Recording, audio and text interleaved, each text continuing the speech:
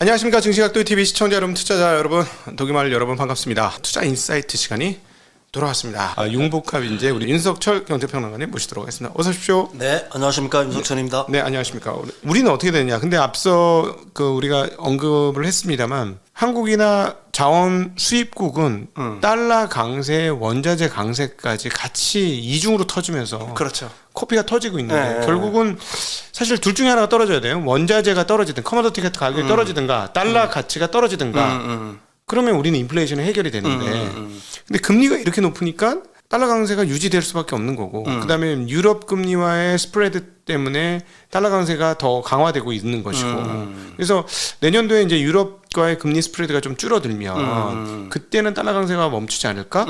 도대체 언제까지 달러 강세가 갈 것이냐?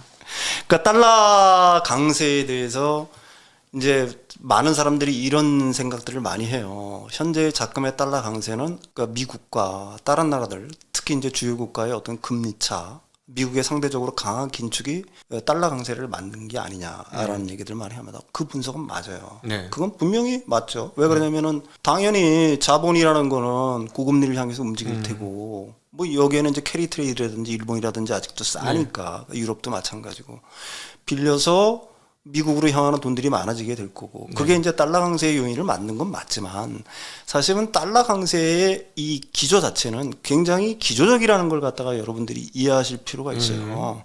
달러 강세는 지금부터 10년 전, 그러니까 2011년부터 진행되어 온 겁니다. 네. 2011년경에 미국 달러는 그 저점을 거의 저점에 달러 인덱스로 놓고 보면 거의 저점을 갑니다. 네. 근데 그 저점을 기반으로 해서 그 당시에 뭐 달러 붕괴라든지 뭐 달러 이제 드디어 뭐 이제 뭐 망하느니 뭐 이런 뉴스들이 한참 흘러나왔을 때예요. 저점을 뚫고서 2011년부터 반등을 시작합니다. 달러가. 그리고 지금 10년 동안 계속된 흐름이에요. 네. 그럼 2011년도에 대체 어떤 일이 있었냐를 갖다가 여러분들이 인식할 필요가 있어요.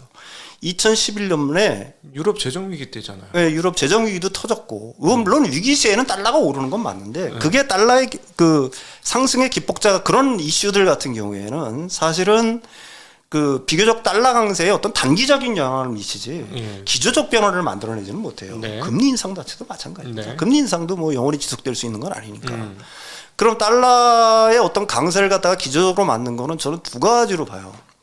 하나는 뭐냐면은 이 기존의 과거에 달러가 어떤 식으로 세계에 공급됐는가를 여러분들이 이해할 필요가 있어요. 하나는 중동에서 오일을 사면서 달러를 풀었습니다. 그렇죠. 그죠? 미국이 중동에서 달러를 사면서 자기 달러를 준 거죠. 그렇죠. 석유를 사면서. 그다음에 그게 이제 파트로 달러라고 보통 얘기를 하지만 그다음에 두 번째는 뭐가 있었을까요?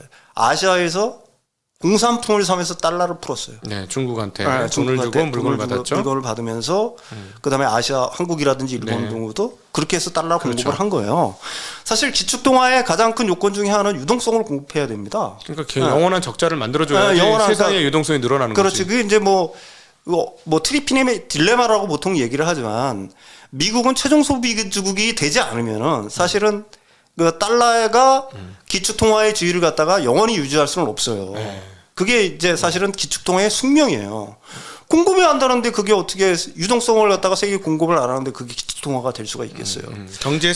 경제 성장 수준만큼 통화량이 늘어나야 되는 게 이게 정상적인. 그렇죠. 그래야 정상적으로 이빨이 맞아 들어가는 거죠. 근데 2011년부터 어떤 현상이 벌어졌냐면은 사실은 미국의 셰일 오일가스 생산이 그때부터 급증을 하기 시작을 합니다. 사실은. 그러면서 중동으로 흘러 들어가는 달러들, 그러니까 중동에서 오일을 사면서 달러를 공급하던 그 흐름 자체가 그때부터 역전이 되기 시작하는 거예요. 지금 어떤 상황이죠? 미국은 오일 수출국이고 최다 생산국이고 사실은 그런 상황이에요. 그러면 어떻게 되겠어요? 달러가 생각을 해보십시오. 미국에서 생산하는 그 오일이라든지 천연가스 같은 경우에는 그게 애초에 달러로 가격이 매겨지잖아. 그러면 동시에 그 중동으로 흘러나가던 달러 공급이 그만큼 줄어들었다는 얘기가 될 수가 있는 거잖아요. 그건 달러 가치의 상승이라는 얘기지. 그다음에 오일 자체를 수출하게 된다는 얘기는 뭐예요? 다른 나라의 달러를 흡수한다는 얘기야. 그러니까 보통 이런 식의 얘기들을 많이 하죠. 달러가 오르면 코모디티 가격은 하락을 한다. 왜? 달러로 가격이 매겨지니까. 그렇지. 근데 그게 아니야. 정상이지. 그게 정상인 거예요. 그게 원래 그렇게 됐어야 되는 건데 왜 이번에 커머디티가 이렇게 강하느냐. 네. 그러니까 유가가 88달러, WTI가 88달러인데 이게 88달러 맞느냐. 네. 한국 입장에는 아니다. 네. 훨씬 높다. 네. 느낌으로는. 네. 네. 그러니까 그게 무슨 얘기냐면 미국에서 수출하는 거거든. 달러로 매겨진 게 애초에 수출을 하는 거예요. 네. 그렇기 때문에 그 달러 그 강세가 사실은 그 유가라든지 코모디티 가격이 인하로 그 하락으로 바로 연결되지 않는 이유는 바로 거기에 있는 거야. 다른 나라들은 자국 통화 가치가 하락을 했으니까 네. 생각해 보시오. 달러 강세라는 얘기는 우리가 특정 통화가 강세라는 얘기는 다른 통화들이 약세라는 얘기잖아. 그렇죠. 그렇죠. 달러 강세가 지속되고 있는 상황이고 그게 달러로 매겨진 그 오일이라든지 천연가스라든지 이런 것들 자체가 이제 수입하는 국가에서 놓고 보면 자국 통화의 가치가 그만큼 절하돼 있는 거니까 말이 절하되면 한 30% 정도 내려가 30% 비싸게 사는 거야. 네. 따라서 이 달러 강세의 기조가 그때부터 시작이 됐다라고 얘기할 수가 있는 거예요. 그게 이제 사실은 기조적인 어떤 출발점이 된 거고 그럼 앞으로 어떻게 될 거냐? 앞으로 어떻게 될 거냐가 중요하겠죠. 네. 앞으로도 그 미국 같은 경우에는 중동을 벗어나서 에너지 독립국, 그다음에 에너지 수출국의 지위를 갖다 점점 튼튼히 할 거예요. 천연가스 러시아 덕분에 네, 가스가 더 많이 팔리는 네. 상황이니까. 그런 상황이죠. 그렇다면 달러를 갖다가 생계에 공급할 수 있는 루트 자체가 하나가 닫히면서 오히려 달러를 흡수하려는 하나의 채널 자체가 생겨버린 거야. 네, 미국 외 밖에 있었던 달러의 총량이 미국에서 공급망으로 이렇게 파이프를 대고 뿌려줘야 되는 입장인데 그렇죠. 오히려 흡수요. 네. 그 공기 청소기처럼 진공청소기처럼 지금 빨아들이고 있는 에너지 그렇죠. 쪽에서. 그게 그러니까 미국 밖에 있었던 달러 총량이 오히려 지금 줄어들고 그렇죠. 있기 때문에 달러가 강세가 그렇다면 된다. 첫 번째가 그게 달러의 강세의 첫 번째 이유인 거예요. 네. 그다음에 두 번째 이유는 뭐냐면 트럼프가 등장하면서 미국은 이제 세계화를 접었죠. 메이드 인 아메리카를 갖다가 강조를 하고 있어요. 이게 어떤 영향을 미칠까를 여러분들이 곰곰이 생각을 해보십시오.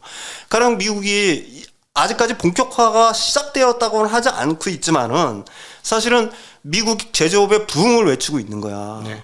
그게 이제 사실은 미국의 제조업에 미국의 반도체 공장이 들어서고 전기차 공장이 들어서고 뭐 등등등 해가지고 그게 장기적으로 어떤 영향을 미칠지는 굉장히 불확실해요. 네. 그 물건을 갖다가 미국이 과연 미국에서 생산한 물건들을 갖다가 세계 시장으로 팔 수 있느냐의 문제부터 시작해서 그건 네. 차후의 문제고 일단 처음 뭐냐면 자본이 미국으로 쏠리고 있다는 얘기야. 우리나라 돈 넣어가지고 그렇죠. 미국에다 공장 지어주는 거니까. 미국에다 공장 지어주고 한다는 얘기죠. 그다음에 그런 상품들이 미국에서 제조되는 상품이 늘어나면 늘어날수록 수입하던 물량이 줄어들게 되면은 수입을 하면서 공급했던 달러가 그만큼 줄어들고 오히려 달러가 미국으로 빨려 들어간다는 얘기야. 이중으로 네. 빨려 들어간다는 얘기입니다. 네. 그다음 이게 기조적 변화를 일으키는 거예요. 그래서 이게 지금 아까도 얘기했지만 이런 두 가지 큰 흐름들 때문에 사실은 달러의 강세가 기조가 유지가 되고 있다라고 얘기할 수가 있는 거고요. 거기에 이제 더 한 가지 기름을 부은 건 아까도 얘기했지만 지금의 연준의 강한 긴축이 이제 트리거가 되면서 달러가 폭등을 하기 시작했던 거지. 거란 얘기야. 그러면 이런 식으로 얘기를 할 수가 있겠죠. 그럼 향후 만약에 말씀하신 대로 유로라든지 유럽 중앙은행이라든지 아니면 뭐 일본은행이라든지 이런 나라들이 진짜로 못 견뎌서 도저히 못 견뎌서 조금씩 금리를 올린다. 금리를 갖다 미국처럼 그렇게 강하게 올릴 수 있는 형편은 안 되죠. 올리게 그러겠죠. 되면은 분명히 뭐 상대적으로 달러는 조금씩 강세를 갖다 접을 수가 있겠죠. 그렇지만 그게 아까도 얘기했지만 이런 두 가지 긴 흐름 이런 거로부터 달러 약세를 갖다가 이끌어낼 수 있겠느냐 과거만큼. 네. 그거는 의무이란 얘기예요. 달러 강세의 기조는 생각보다 오래 지속될 수가 있는 거고 또 하나 이유는 뭐냐면 아까도 얘기했지만 직접 투자의 자본뿐만이 아니라 그러니까 간접 투자 다른 말로 해서 금융시장으로 미국으로 향하는 돈들이 줄어들 기미가 전혀 없는 거야. 한번 생각을 해보십시오. 네. 그게 이제 투자가 자유로워지기 시작하는 나라들이 너무나 많까지 글로벌하게 금융화가 진행이 되면서 투자자들이 국내 시장으로만 눈을 돌리지를 않는다는 얘기예요. 그러면 눈 돌릴 때는 어디야?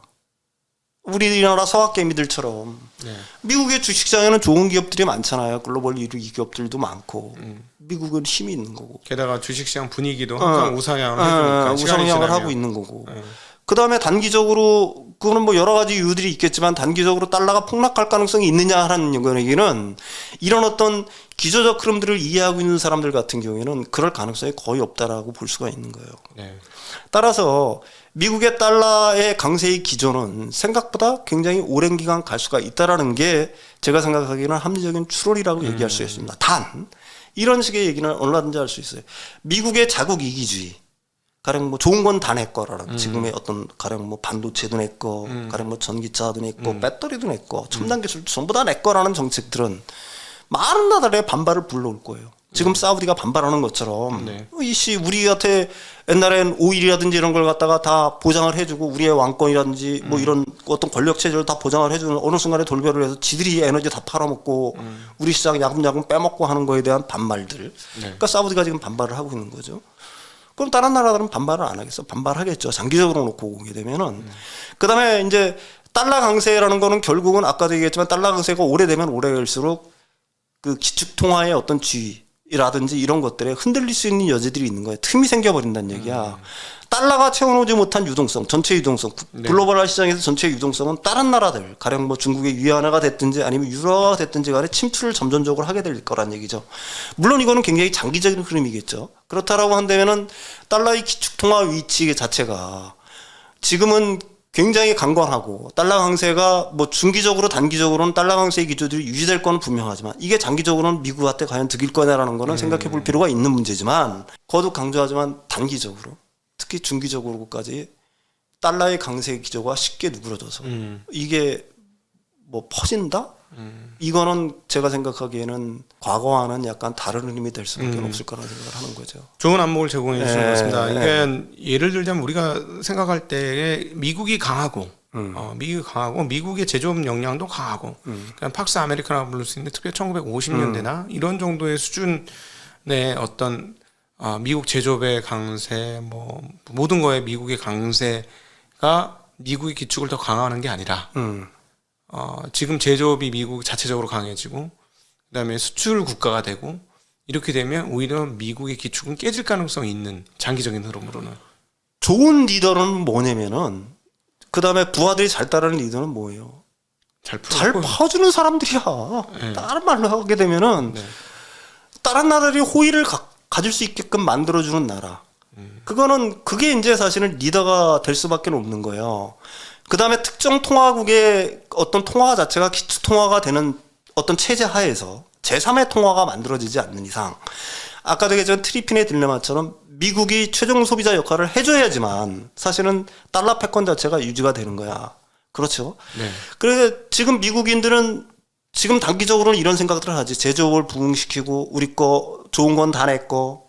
그 다음에 달러는 우리 문제고 달러는 우리 통하고 나머지는 니들 문제야. 달러 때문에 발생하는 문제는 이렇게 호언장담을 하고 있지만 사실은 달러 강세가 굉장히 깊어지고 그게 오래되고 고착화되면 될수록 거기서 이탈하는 세력들은 분명히 나타날 거고 반발도 심해질 거란 얘기죠. 네. 그렇지만 단기적으로 중기적으로 달러의 약세를 점치기는 쉽지는 않다. 네. 그건 장기적인 문제일 뿐이지. 예. 네네. 아주 뭐 확실히 이게 융복합 인재라서 이런 이거 정말 색다른 맞아. 듣고 보니 맞네. 설득이 됩니다. 미국이 잘 나가면 잘 나갈수록 미국 기축이 깨질 수 있다라는 거. 그게 확 필이 오네요. 근데 어찌되었건 단기적으로 미국의 제조업의 부흥과 이것들은 이제 트렌드로 자기네가 끌고 갈 모양새니까 단기 중기적으로는 그렇죠. 그러면 이것은 구조적으로 달러 강세를 만들어내는 그런 흐름이 될 것이다. 그러면 중국이 요 틈새를 보고 자기네 돈을 막 풀어가지고 호혜적이 되면 되는데 지금 분위기 보니까 특색 사회주의 얘기해가지고 그렇게 호혜적이 될 것 같지도 않아요. 중국도. 중국은 지금 기축통화국이 될 수 없는 가장 큰 이유는 사실은 자본시장을 자유화하지 않는데 어떻게 기축통화국이 되겠어. 그치. 그거 못해요. 위안화 뭐 좀 폭락할 조짐 보이면은 벌써 또 위안시장 단속 들어가고 통제 들어가고 하는데 궁극적으로는 위안화가 그 미국의 달러를 갖다가 대체한다라는 거는 그거는 뭐 지금 같은 체제에서는 불가능한 얘기죠.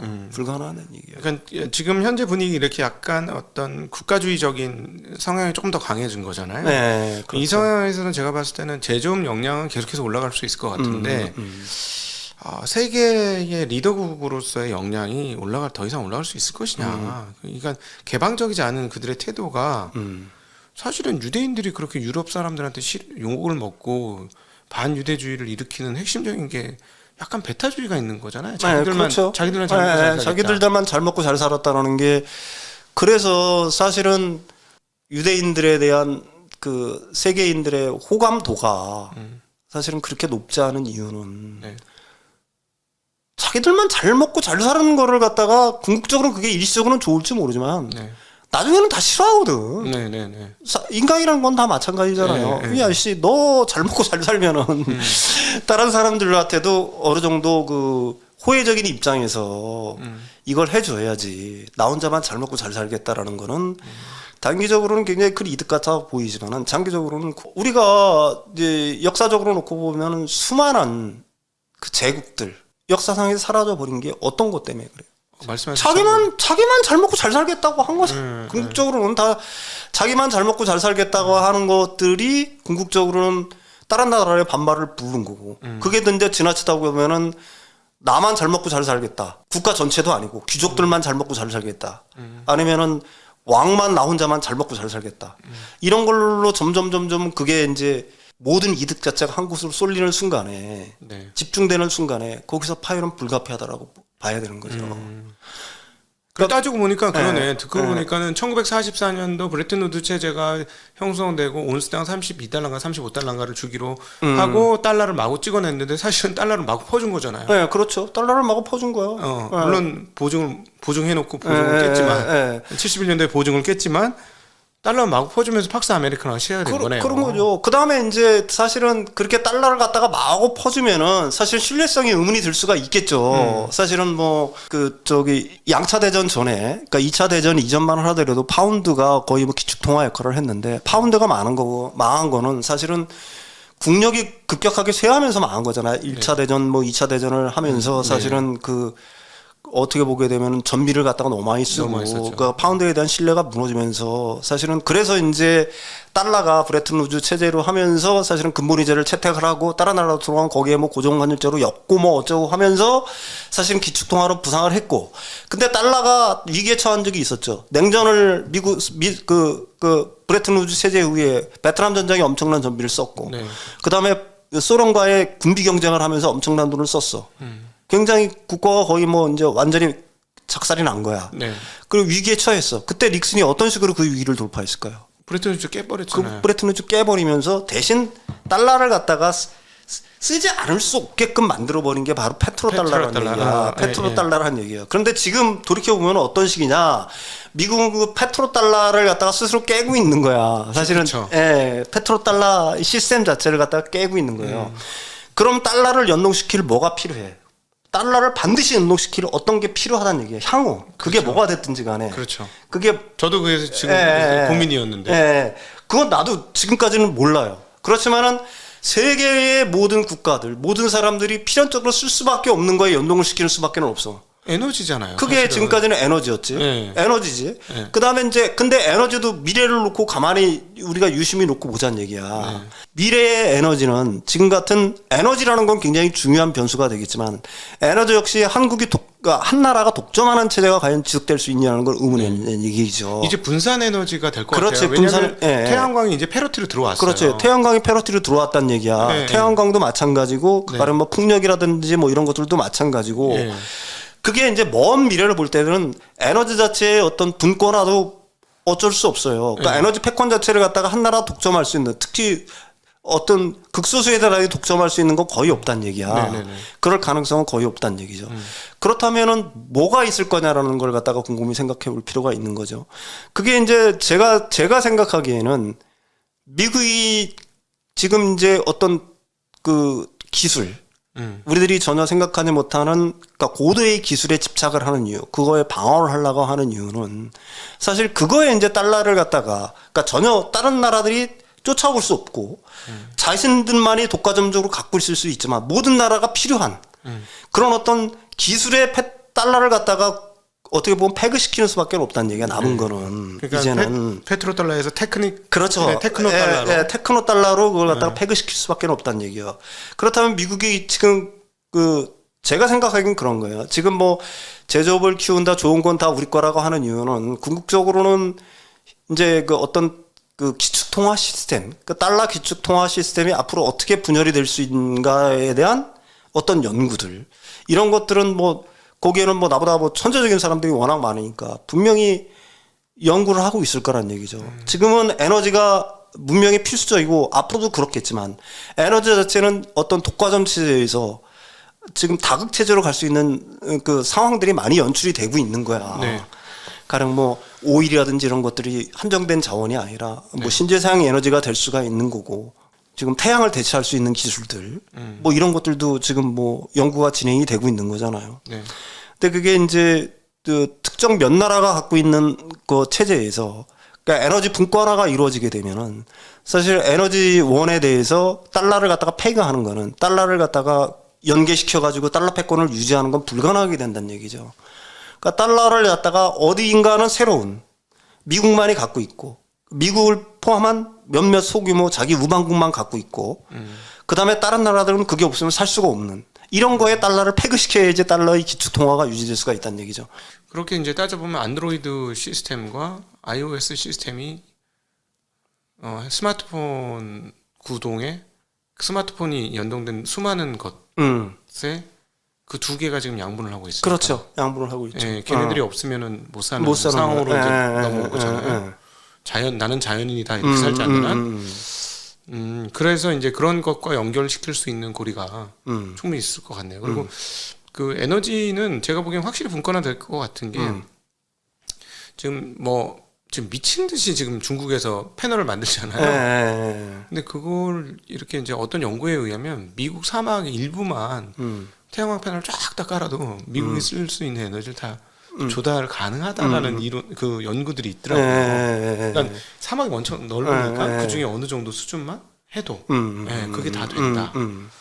그러니까 결국은 뭐 한국같이 조금 설치하기 어려운 나라들 몇몇 빼고는 미국처럼 이렇게 땅덩이 넓고 사막 많고 이런 나라들은 뭐 충분히 에너지 분권이 될 수밖에 없는 거다. 아 그러네요. 그러면 이제 페트로 달러 시대에서 영원할 것 같았던 에너지와의 패그가 다른 것으로 떨어질 가능성은 장기적으로 있을 수 있다. 장기적으로 있을 수가 있는 거죠. 그 다음에 그거에 대한 도전 세력들은 얼마든지 있을 수가 있는 거고 왜 그러냐면은 기축통화의 시너지 효과를 어느 나라 탐을 내고 있는 거니까 그렇지. 사실은 그게 패권을 장악하기 위해서는 진정한 패권을 장악하기 위해서는 결국은 기축통화를 장악하는 수밖에 없다는 걸 갖다가 뭐 어느 나라든지 다 알잖아. 네. 그럴 역량이 없어서 거기에 도전을 못할 뿐이죠. 근데 또 이렇게 그 시뉴리즈 효과라고 하는 그 효과가 지금 또 좀 유지되겠네요. 결국은 저는 이런 시너지 효과의 배경에는 군사력이 있다고 보거든요. 이거는 뭐 어쩔 수 없는 없었죠. 거죠. 사실 페트로 달러를 만들었던 뒤도 군사력이었던 거니까. 당연히 그런 거죠. 근데 이번에 이제 러시아가 지금 패퇴하는 분위기가 자꾸 만들어지고 아마 미국이 패퇴를 시킬 것 같고 그렇게 되면은 상대가 없는 거잖아요. 당분간 군사력으로 미국에 맞짱을 뜰 수 있는 나라는 또 당분간 꽤 오랜 기간 없다. 그러니까 사실은 미국은 러시아에 대해서 그렇게 무기 지원 같은 걸 해주지만 러시아를 직접적으로 압박한다는 법안을 만들고 실제로 미국이 주목하는 나라는 어디예요? 중국이잖아. 네. 가령 뭐 반도체법이라든지 뭐 이런 뭐 그다음에 인플레이션 감축법이라든지 노골적으로 그냥 대중국 견제용이라고 얘기를 하고 있잖아요. 러시아는 사실은 왜 그러냐면은 러시아는 에너지 자원에 그 집중한 경제 체제를 유지하고 있잖아요. 그건 한계가 있는 거잖아. 이미 미국은 그게 알고 있는 거고. 그 걔네들은 뭐 어떻게 보게 되면 게임의 상대 적수로 보지는 않는 것 같아요. 다만 이런 식으로는 쓸 수가 있을 것 같아요. 내가 미국의 전략가라고 한다면 아까도 얘기했지만 유라시아를 장악하는 자가 실제로 세계의 왕관을 쓰는데 저번에 시간에도 얘기했지만 유라시아를 미국이 완전히 장악하지 않는 이상에는 미국이 완전히 유라시아를 갖다가 그 지배라는 말은 좀 그렇고 오늘날의 사이에서 완전히 영향권에 두지 않는 이상은 그러니까 유라시아를 절대로 특정국의 어떤 패권하에 두지 말라라는 거는 미국의 대전략이에요, 대전략. 그러니까 유라시아를 갈등에 휩싸이게 만들려는 얘기지, 유라시아 자체를.